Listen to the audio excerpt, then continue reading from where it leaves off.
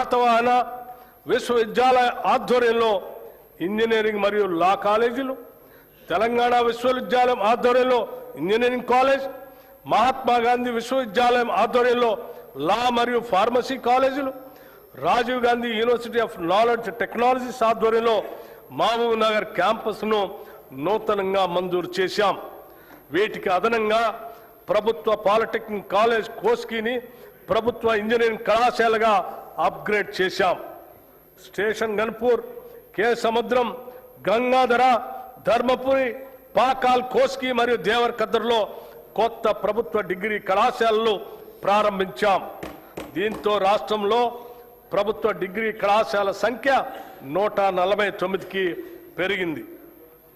రాష్ట్రంలో ఉన్న 57 పాలిటెక్నిక్ కళాశాలను అడ్వాన్స్డ్ టెక్నాలజీ సెంటర్లుగా ఉన్నతీకరిస్తున్నాం.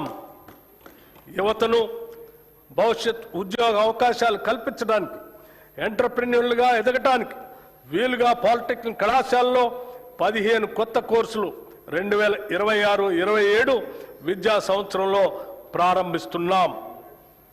విశ్వవిద్యాలయాలు, పరిశోధన సంస్థలకు సంబంధించి భూ విజ్ఞాన, ఖనిజ శాస్త్ర పరిశోధనలకు ప్రత్యేకంగా doctor Manmohan Singh earth sciences యూనివర్సిటీని భద్రాద్రి కొత్తగూడెం జిల్లాలో స్థాపించాం. అలాగే రాష్ట్ర విశ్వవిద్యాలయాల్లో న్యాయ ఇంజనీరింగ్ కళాశాల ద్వారా కొత్త ప్రొఫెషనల్ కోర్సులు ప్రారంభించబడ్డాయి.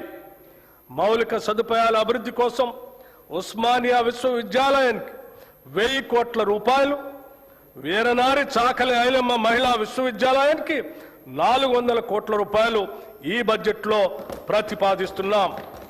మిగిలిన విశ్వవిద్యాలయాలకు కూడా అవసరమైన నిధులు కేటాయిస్తున్నాం. స్కిల్ యూనివర్సిటీ నేటి పోటీ ప్రపంచంలో పరిశ్రమలకు అవసరమగు నైపుణ్యాలున్న మానవ వనరుల కొరత నెలకొని ఉంది. చాలా సందర్భాల్లో ఇంటర్మీడియట్ మరియు డిగ్రీ కళాశాల నుండి ఉత్తీర్ణులైన వస్తున్న మన విద్యార్థుల్లో ఆశించిన స్థాయిలో నైపుణ్యాలు ఉండటం లేదు. అలాగే అధునాతన ప్రత్యేక నైపుణ్యాలు అవసరమైన ఉద్యోగాలకు వారు పూర్తి స్థాయిలో సిద్ధంగా ఉండటం లేదు.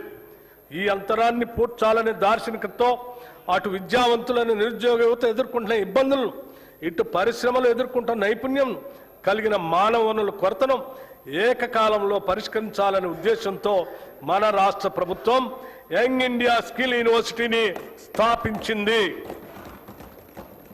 పరిశ్రమల అవసరాలకు అనుగుణంగా ఆయా పరిశ్రమల భాగస్వామ్యంతోనే రూపొందించిన పాఠ్యాంశాల ద్వారా యువతకు ప్రత్యేక నైపుణ్యాలని అందిస్తాము.